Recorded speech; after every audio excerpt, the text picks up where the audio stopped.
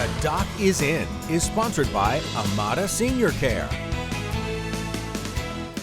Fox 56 News Chief Medical Contributor Dr. Ryan Stanton is in studio with us this morning. This morning, he's focusing on why everyone needs to stay vigilant even as the flu season winds to a close. Yeah, this is a good evergreen topic because it's one that kind of bookends the flu season every year. Thankfully, the flu season wasn't too bad. It's just everything together.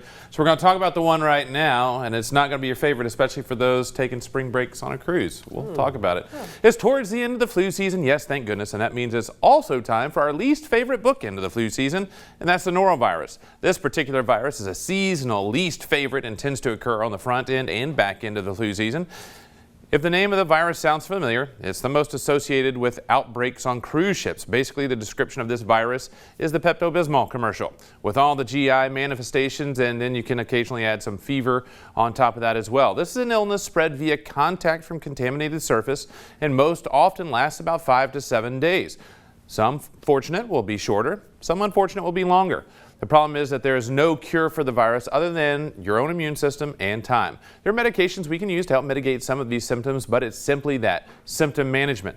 We've been seeing a bunch of this going around and landing in the ERs over the last few weeks, and the key issue here is rest, hydration, and preventing future spread. In more severe cases, it may require further intervention and occasionally admission to the hospital, especially for those at higher risk of dehydration or complications from your other medical conditions. So this is the one that cruise ships, because everybody's sharing utensils and things like that as you serve on your buffets.